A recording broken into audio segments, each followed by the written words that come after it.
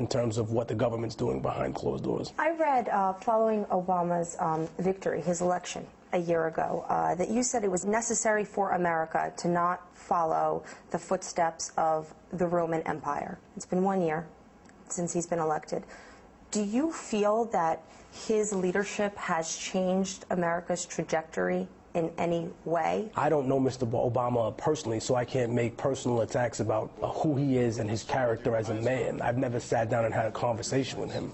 But if I examine his foreign policy and I see that really the mission hasn't changed that much, that we've diverted troops from Iraq and then put them back into Afghanistan, that our troop strength there is almost equal to the amount of troops that the Russians had during the height of their occupation, that in fact when I went to Afghanistan, people were more resentful towards Americans than they were towards the legacy of Russia, even though that occupation was a lot more violent. And I think that's where I would kind of begin to really get into what I think about Obama, that if you look at it, what has really changed? You know, that fact that he got a Nobel Peace Prize, I don't think is indicative of change. I think that's the left of Europe putting pressure on him and saying, hey, you know what? You know, your generals that are obviously bought by the right wing can put pressure on you in this way and release reports that say you must send more troops to Afghanistan, otherwise we're going to fail.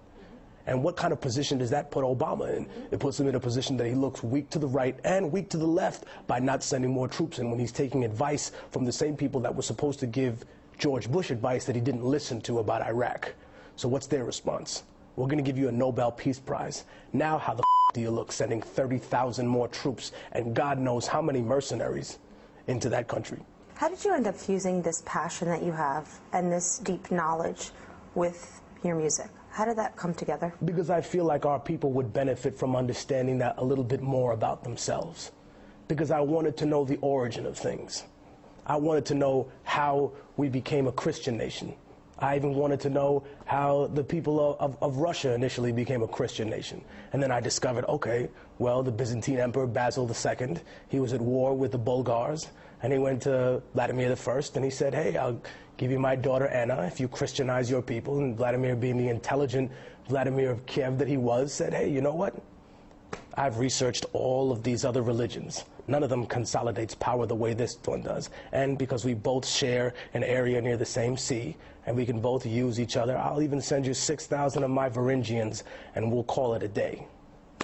Deal done. But it explains a lot of how religion and how politics work in conjunction with one another.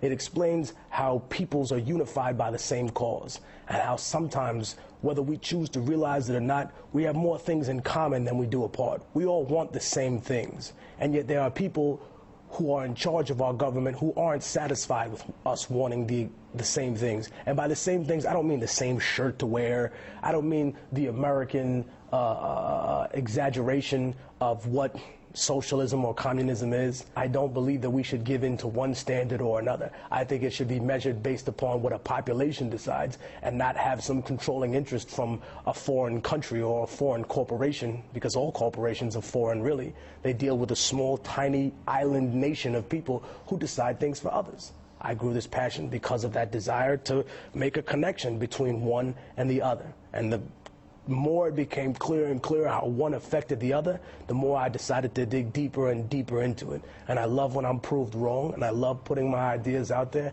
and having them debated, because I feel like it gives me a chance to grow personally as well. You have been offered to sign with labels a few times, a couple of times, and thus far you have not signed with any big labels that many would consider a very lucrative opportunity.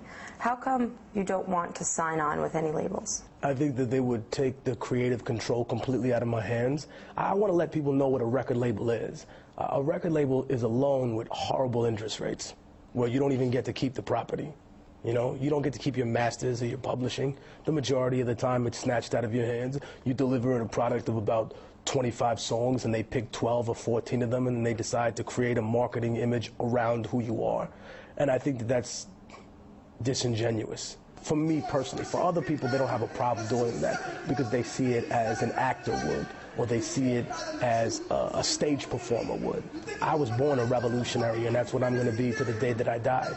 I see the reality and I see the sacrifice that's needed for it, and that's what I remind people about. And that's why I go to the places that I've gone to. That's why I'm in North Africa. That's why I go to Colombia. You know what I mean? That's why I've been to Afghanistan. That's why I go to these places and I set up foundations to try and help these people that are victims of an occupation. Not because I share or pledge allegiance to one ideology over another. It's specifically because I don't want my politics controlled by somebody else. And also, to be quite honest, I'm making a lot more money independently than I would getting 13 cents a record. What's next for your music?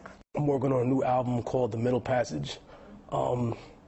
And I'm also working on a documentary called Urban Warfare, which details the rise of how I actually made it independently, what sacrifices I had to personally make, my travels around the world.